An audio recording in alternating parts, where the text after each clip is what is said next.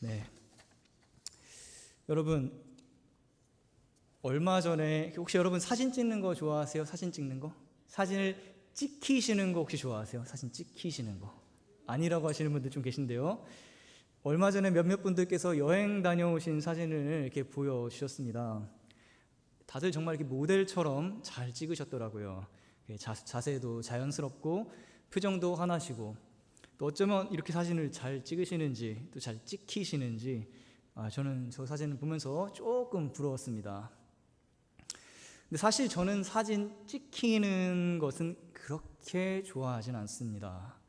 포즈를 어떻게 해야 될지도 모르겠고 표정을 어떻게 해야 될지 잘 몰라서 그렇습니다.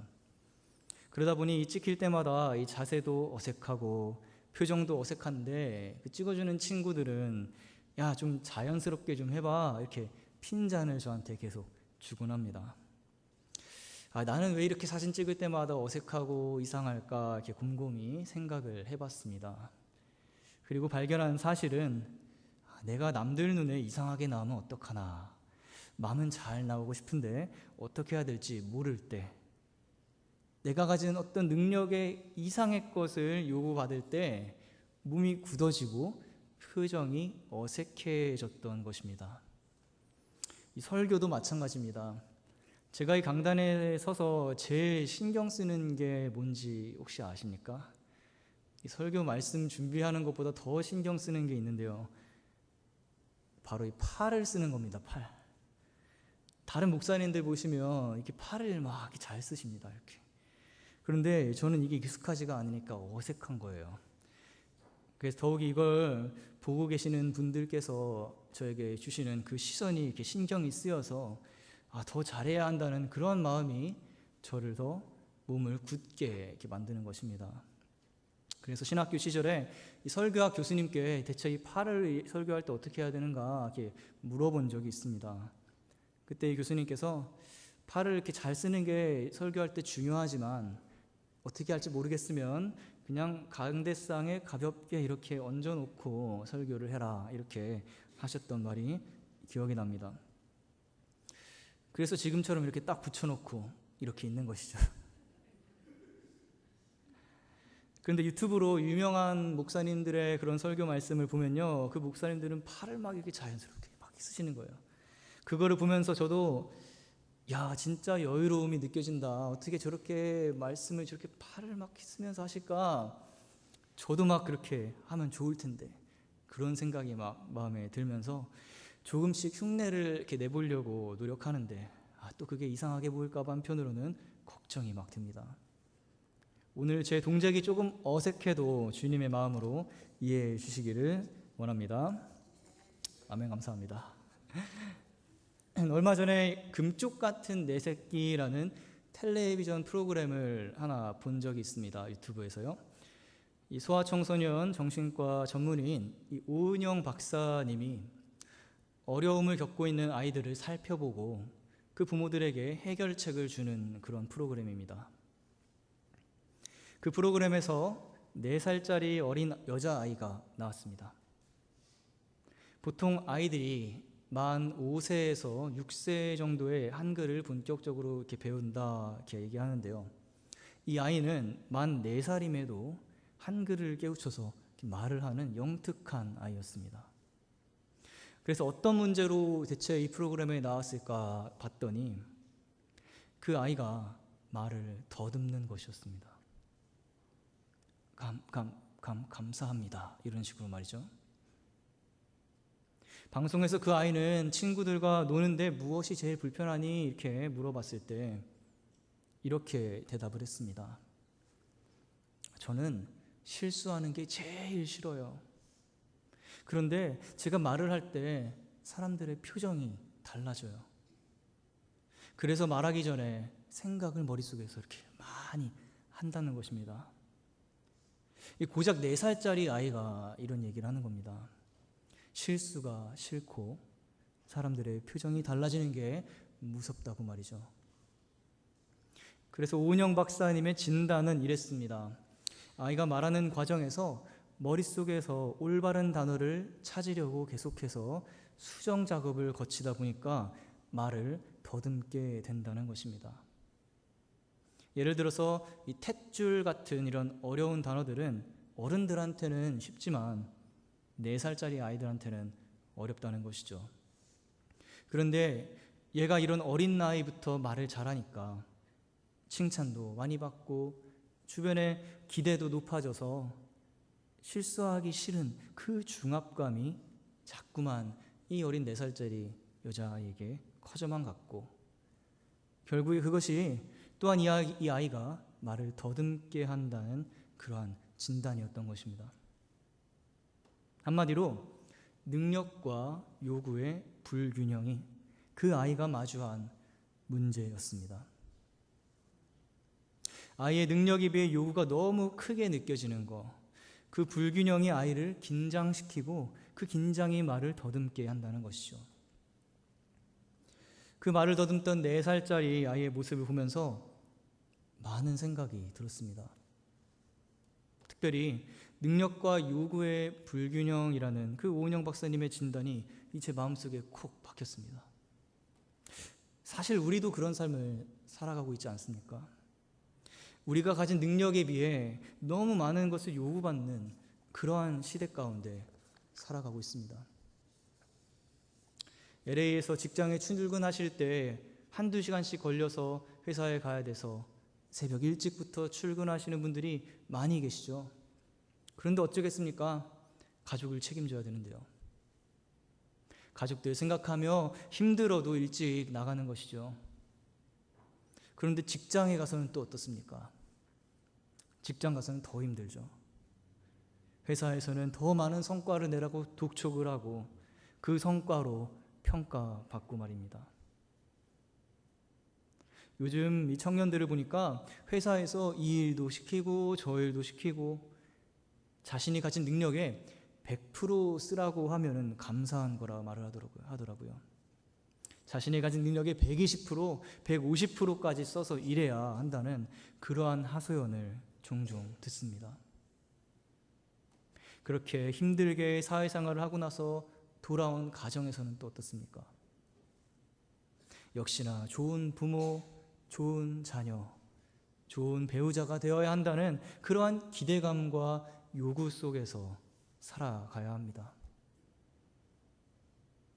더욱이 우리가 신앙인으로서 매 주일마다 마주하는 문제는요, 그러한 수많은 요구 속에 지친 심신을 이끌고 주일에 와도 그 교회도 마찬가지로 여전히 성도님들의 봉사와 헌신으로 유지가 된다는 현실입니다.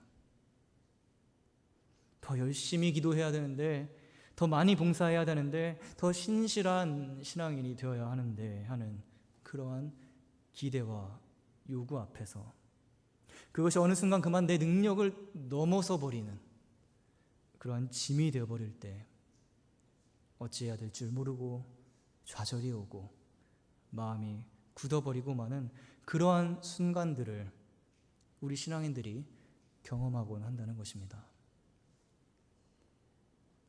요즘 젊은 청년들이 교회를 떠나는 이유 중 하나가 이거라고 합니다. 무리한 섬김의 요구죠. 할 수 없는 것을 해야 한다는 압박, 남들의 기대에 부응하지 못할 것 같은 그런 두려움, 결국 그것이 그 젊은 청년들을 교회로부터 멀어지게 만든다 하는 것입니다. 우리 교회 청장년 여러분들은 어떠십니까? 얼마나 열심으로 섬기고 계십니까? 여기서 제가 청장년이라고 하는 것은 저희 교회의 기준은 70세까지 해야겠죠? 요즘에 인생은 60살부터 시작이라고 하잖아요. 그죠? 저희 교회는 80 드신 분들도 청년처럼 섬깁니다. 아멘. 생업도 있고 또 바쁜 와중에도 열심으로 교회에서 봉사하시는 그러한 모습들을 볼 때 얼마나 감사하고 또 아름다운지 모릅니다. 그런데 한편으로는 걱정이 되기도 합니다. 특히 저희 교회처럼 일손이 부족한 이러한 교회들은 한 사람이 3-4사람 목까지 해내야 할 때가 있습니다. 그런 기대와 요구들 앞에서 남들의 기대에 부응하지 못할까 봐, 무리해서 오히려 더 시험에 드실까 봐 걱정이 드는 겁니다. 저도 마찬가지입니다. 여러 가지 일을 맡아서 하다 보니까 때론 실수할 때도 있습니다. 부탁하신 것이 있는데 까먹기도 하고 챙겨놔야 할 것이 있는데 또 있기도 합니다. 그런데요, 제가 그렇게 실수할 때, 저의 능력과 요구의 불균형에서 제가 괴로워하고 있을 때 저를 일으켜 세워주셨던 말이 있습니다. 성도님들께서 저에게 말씀해 주신 괜찮습니다 하는 말이었습니다. 쉬엄쉬엄 하세요 전도사님. 번아웃 되지 않게 기도합니다. 실수해 주셔도 제가 실수를 해도 눈 감아 주시고 넘어가 주시는 그 말씀들이 참 감사하고 얼마나 큰 위로가 되던지요. 남들의 기대에 부응하지 못할 것 같은 그러한 걱정에 빠져 있었는데 그 괜찮습니다 그 한마디가 저를 다시 일으켜 세웠던 것입니다. 아까 말씀드렸던 그 말을 더듬던 아이를 위한 이 오은영 박사님의 처방이 바로 무엇이었냐면요, 실수해도 괜찮아 였습니다. 아이의 엄마가 딸과 대화를 할 때 아이가 말을 더듬어도 괜찮아, 잘했어, 실수해도 괜찮아, 다시 하면 돼, 이렇게 말해줄 때 놀랍게도 그 아이의 얼굴에 웃음이 피어나고 말을 더듬던 것이 서서히 고쳐지기 시작하는 것을 보게 됐습니다. 이 이야기를 보면서 특별히 그 말을 더듬던 아이를 고친 처방인 실수해도 괜찮아 하는 그 말이 제 마음에 큰 울림으로 다가왔습니다. 딸을 향한 엄마의 실수해도 괜찮아 하는 그 말에는 그 아이가 말을 더듬는지와는 상관없이 이미 그 딸의 그 존재 자체만으로도 엄마에게는 귀한 딸이라는 것을, 그러한 의미가 담겨 있다는 생각이 문득 들었기 때문입니다. 그래서 어쩌면 오늘 우리 교회 안에, 우리 신앙생활 안에 필요한 주님께서 바로 우리에게 해 주시고 싶어 하시는 그 말씀이 실수해도 괜찮아, 이 말씀이지 않을까 생각하여 오늘 이 본문 말씀을 정하게 됐습니다. 오늘 본문 로마서 12장은 바울이 로마에 있는 교회 공동체를 향해서 쓴 편지입니다. 당시 로마 교회는 유대인 그리스도인들과 또 이방인 그리스도인들이 함께 모여서 신앙생활을 하던 곳이었습니다. 서로 다른 문화와 또 서로 다른 전통, 가치관, 능력을 가진 사람들이 한 공동체를 이루고 있었습니다. 그렇기 때문에 당연히 다양한 어떠한 문화적인 또 능력적인 차이에서 오는 그러한 갈등들이 있었겠죠. 그 공동체를 향해 바울이 오늘 12장 첫 마디에서 이렇게 말을 합니다. 그러므로 형제들아, 내가 하나님의 모든 자비하심으로 너희를 권하노니 너희 몸을 하나님이 기뻐하시는 거룩한 산 제물로 드리라. 이는 너희가 드릴 영적 예배니라. 방금 들으신 이 말씀 굉장히 익숙하신 말씀일 거예요. 그런데 우리 몸을 거룩한 산 제물로 이렇게 드리라고 하니까 이 말씀이 종종 우리에게 이렇게 읽혀지는 겁니다. 내 몸을 다 바쳐서 교회를 섬겨라. 나의 시간도 나의 물질도 나의 에너지를 다 쏟아서 주님께 바쳐라 하는 그러한 말씀으로 읽혀졌을 것입니다. 그런데 오늘은 그 포커스를 너희의 몸이 아니라 산 제물로 옮겨보기 원합니다. 이 산 제물에 대해서 한번 생각해 보시기 바랍니다. 당시 신에게 바쳐지는 제물은 어때야 했냐면요, 우선 흠이 없어야 했습니다. 귀한 것이어야 했습니다. 아무 짐승이나 데려다가 하나님께 또 신에게 바쳤던 것이 아닙니다. 가축 중에서도 가장 좋은 것, 흠 없는 것을 골라서 드렸습니다. 그것이 신에게 드려지는 제물이었습니다. 바울이 로마 교인들을 향해서 너희가 바로 그 산 제물이다 할 때 그것은 그들이 그만큼 귀한 존재라는 의미였습니다. 게다가 오늘 본문의 이 제물을 뜻하는 이 헬라어 단어, 이 튜시안이라는 단어는요, 바울이 그의 다른 서신인 에베소서에서 다름 아닌 예수님을 가리키면서 쓴 단어이기도 합니다. 에베소서 5장 2절 말씀 스크린에 보이시는데 함께 읽겠습니다. 그리스도께서 너희를 사랑하시는 것 같이 너희도 사랑 가운데서 행하라. 그는 우리를 위하여 자신을 버리사 향기로운 제물과 희생 제물로 하나님께 드리셨느니라. 저기 하이라이트 해놓은 희생 제물, 저것이 바로 티시안이라는 단어가 쓰인 부분입니다. 이렇게 보니까 바울의 이 선언, 너희가 하나님의 거룩한 산 제물이다 했을 때 이 선언이 꽤나 무게감 있게 들리시지 않으십니까? 하나님이 기뻐하시고 거룩하고 흠없는 산 제물, 바로 예수님만큼이나 귀한 그 제물, 바울은 우리에게 너희가 바로 그러한 귀한 존재라고 선언하고 있는 겁니다. 헬라인이든 유대인이든 노예이든 자유인이든 가진 것이 많든 적든 이 로마 교회 안에는 다양한 사람들이 있었습니다. 그들은 서로 누가 더 잘났는가 비교하고 누구 신앙이 더 좋은지 서로 따지고 있었습니다. 그런 갈등의 한복판에서 바울이 이렇게 외치는 겁니다. 너희 몸은 이미 하나님 앞에 드려진 귀하고 거룩한 살아있는 제물이다. 너희 한 사람 한 사람은 서로 흠볼 것이 없는 흠없는 존재로 하나님 앞에 받아들여진 존재들이다. 바울의 이 말이 얼마나 큰 위로의 말씀인지 모릅니다. 여러분, 오늘 이 말씀이 여러분에게는 어떻게 다가오십니까? 능력과 요구의 불일치 속에서 살아가면서 우리는 너무나 자주 우리 자신이 흠 많은 존재라고 생각하지 않습니까?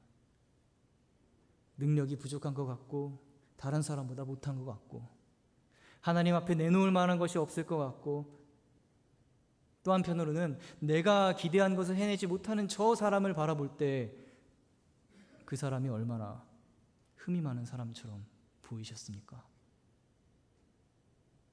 그런데 바울은 우리에게 정반대로 말하고 있는 것입니다. 너는 이미 거룩한 제물이다. 흠없이 받아들여진 존재다. 하나님이 기뻐하시는 존재다. 계속해서 2절 말씀을 보시면 바울은 너희는 이 세대를 본받지 말라 말합니다. 이 말은 로마 교회 공동체가 세상의 말소리와 그 문화의 영향 가운데 흔들리고 있었다는 것을 의미합니다. 바울이 살던 시대에 그 시대란 어떤 시대일까요? 당시 로마는 철저한 신분 사회였습니다. 노예와 자유인이 나뉘어 있었고 후원자와 피후원자가 있었고 명예와 수치가 그 사람의 가치를 결정하던 그러한 시기였습니다. 철저한 신분 사회였지만 또 한편으로는 그 신분을 바꿀 수 있는 기회가 능력 있는 자에게 주어졌던 능력 중시의 사회이기도 했습니다. 그래서 누구나 자기보다 위에 있는 사람의 인정을 받기 위해 끊임없이 자신을 증명해 나가야 했습니다. 능력이 부족하면 무시당했고 실수하면 비웃음을 샀고 뒤처지면 그 자리를 잃게 되었던 사회였던 것이죠. 그것이 로마 교회가 직면한 이 세대였습니다. 능력과 요구의 불균형을 끊임없이 만들어내는 그러한 바울이 살던 그러한 시기, 그 시기도 사실은 오늘날과 크게 다르지 않았던 그러한 시기였던 것이죠. 2000년이 지난 지금도 우리는 여전히 끊임없이 비교당하고 평가받고 줄 세우곤 합니다. 우리의 능력보다 더 많은 것을 요구받습니다. 그러면서 이 세대는 끊임없이 우리에게 말합니다. 실수하면 안 돼. 네가 알아서 해야 돼. 더 잘해야 돼. 로마 교회 사람들은 그러한 능력 중시의 세상의 풍조를 교회 안으로 가지고 와서 내가 가진 능력보다 더 많은 믿음을 요구받고 그것을 감당해내지 못해 고통받는 사람들이 늘어갔던 것입니다. 자신이 가진 믿음의 분량 그 이상의 것들을 요구받는 능력과 요구의 불일치가 교회 내에서도 있었다는 것이죠. 그 예가 로마서 14장에 등장합니다. 로마서 14장을 보시면 형제를 비판하는 로마 교인들에 대한 바울의 글이 있습니다. 먹는 자를 먹지 않는 자를 업신여기지 말고 먹지 않는 자는 먹는 자를 비판하지 말라. 이는 하나님이 그를 받으셨습니다. 유대교 전통을 가진 사람은 그들의 전통을 그대로 갖고 있어서 어떤 시기에는 채소만 먹습니다. 특정한 절기를 거룩하게 지켰습니다. 그것을 보고 주님 안에서 모든 것이 가하다 했던 이방인 신자는 그들의 믿음을 연약한 믿음이 연약한 자들이라고 불렀습니다. 주님께서 주셨다고 믿고 다 먹지 너 왜 안 먹냐? 비난했던 것이죠. 하나님의 사랑을 잃어가던 그러한 위기 가운데 처해 있었던 것입니다. 그래서 바울은 로마 교인들에게 그 세대의 흐름을 본받지 말라고 말합니다. 그 흐름에 휩쓸리지 말고 오히려 마음을 새롭게 함으로써 변화를 받으라 말합니다.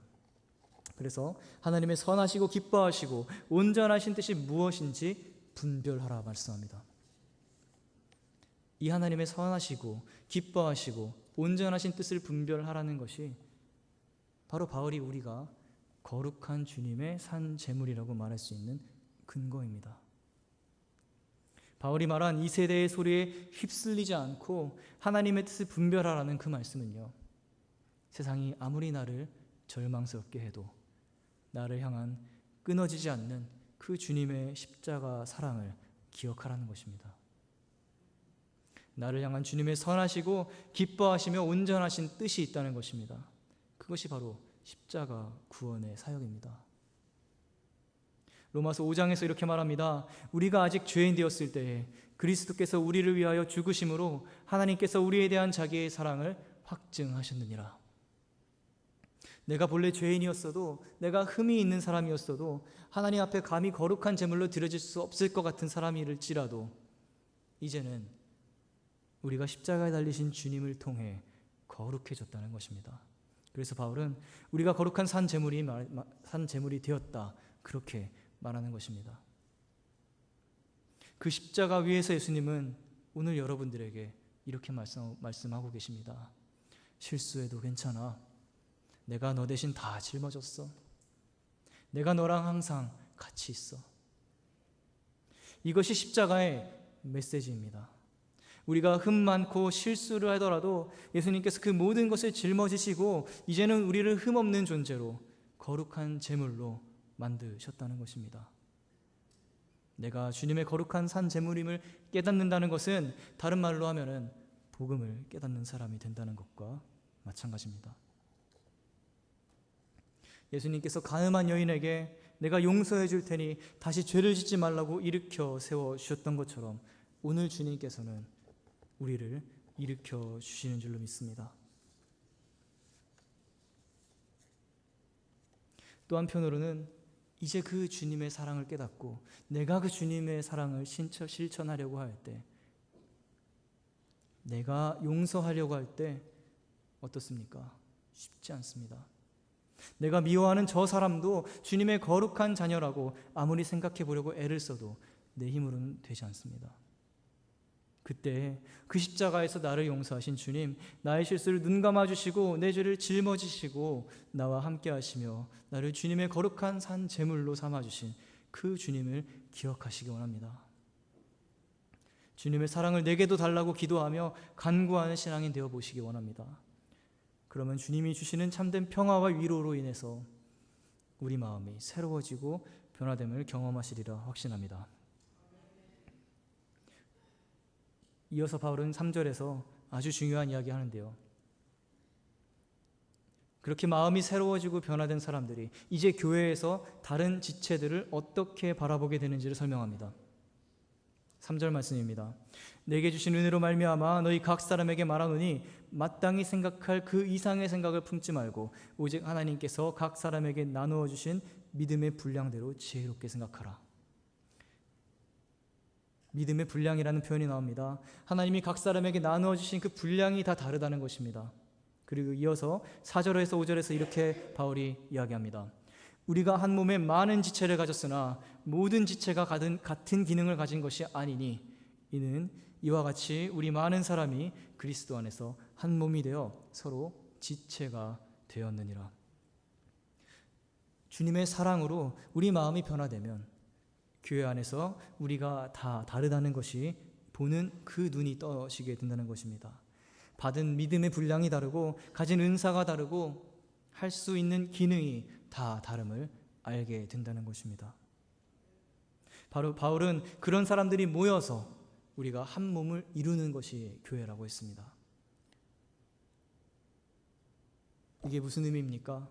주님의 사랑으로 변화된 사람들은 교회 공동체 안에서 한 사람이 자신의 믿음의 분량을 넘어서는 일로 고통받고 있을 때 주님이 나에게 하셨던 것처럼 바로 그 지체에게 다가가서 이렇게 말해주라는 것입니다. 실수해도 괜찮습니다. 내가 있잖아요. 함께 하시죠. 너만의 짐이 아니다. 너 혼자 다 감당하지 않아도 된다. 우리가 한 몸이니까 너가 약한 부분은 내가 채울게. 내가 약한 부분은 너가 채워줘. 그렇게 우리가 한 몸을 이루어 살아가는 것, 이것이 바로 하나님께서 보시기에 선하시고 기뻐하시고 온전하시다 여기시는 그 주님의 뜻을 이루는 교회의 모습입니다.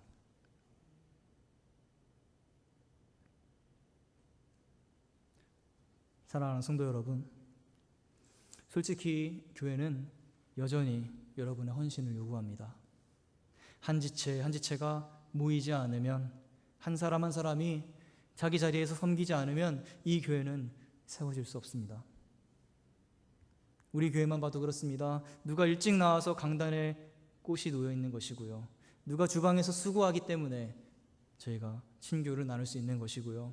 누군가 찬양으로 섬기기 때문에 우리가 함께 예배 드릴 수 있는 것입니다. 한 사람 한 사람의 헌신이 모여서 교회가 되는 것입니다. 그러므로 오늘 우리는 이 로마서 12장의 말씀에서 두 가지를 꼭 기억하고 가시기 원합니다. 첫째로, 내 자신에 대해서는 나는 지금 다른 누구도 아닌 살아계신 하나님 앞에 드려지는 거룩한 산 제물임을 기억하시기 원합니다. 주님은 우리를 향한 끊어지지 않는 사랑으로 우리의 죄를 용서하시며 거룩하게 하셨습니다. 주님은 지금도 고통 가운데 있는 우리에게 다가와서 괜찮다 위로해 주십니다. 그렇게 우리가 주님의 사랑받고 또 존귀하고 거룩한 산 제물이 되게 했습니다. 또 예수님은 그 십자가를 지실 때 그 앞에 있는 기쁨을 위하여 참으사 부끄러워하지 않으셨습니다. 그렇게 주님은 결국 십자가의 부끄러움을 영광으로 바꾸셨습니다. 내가 오늘 주님을 위해서 헌신하고 섬길 때 그것이 때로는 비록 고난스러울지라도 결국에는 나에게 영광스러운 일이 되게 하신다는 그 사실을 믿으시기 원합니다. 주님은 우리를 섬김의 자리로 부르실 때에는 우리를 부끄러움이 아닌 영광의 자리로 부르고 계심을 믿으시기 원합니다. 둘째로, 우리가 서로를 대할 때는 능력과 요구의 불균형으로 무너질 것 같은 그 옆 지체에게 다가가서 이렇게 말해주는 사람이 되어야 합니다. 괜찮아요. 내가 할게요. 고생하셨습니다. 내가 주님께 구원받은 산 제물이듯이 상대방도 그렇습니다. 내가 약할 때 누군가 채워주고 누군가 약할 때 내가 채워주는 것, 그것이 하나님 보시기에 기쁜 신앙 공동체입니다. 오늘 처음에 설교 시간에 사진 찍는 것이 어색하다 제가 이야기 드렸습니다. 강단에 서면 또 제 팔이 또 막 굳어진다는 이야기도 드렸습니다. 또 말을 더듬던 4살짜리 여자아이의 이야기도 나누었습니다. 그렇듯 우리가 이 세상을 살아가면서 너무 많은 것들을 요구받으며 살아갈 때, 그렇게 지치고 어려울 때에 하나님께서 나를 불러주셨고 거룩하게 만들어주셨고 괜찮다, 내가 십자가에서 너의 짐을 다 져줄게, 나를 위로하셨다는 사실을 기억하시기 원합니다. 그리고 그 십자가의 사랑을 우리 이웃에게, 우리 옆 지체에게 나누어주는, 괜찮습니다, 함께 갑시다, 위로하고 또 축복하시는 그러한 아름다운 신앙 공동체를 함께 만들어 가시기를 기도합니다. 그 로마서 12장 말씀을 기억할 때 우리 한 사람 한 사람의 삶이, 그 매일매일이 하나님이 기뻐 받으시는 주님께 드릴 마땅한 예배로서 영광 올려드리게 될 줄로 믿습니다. 기도하겠습니다.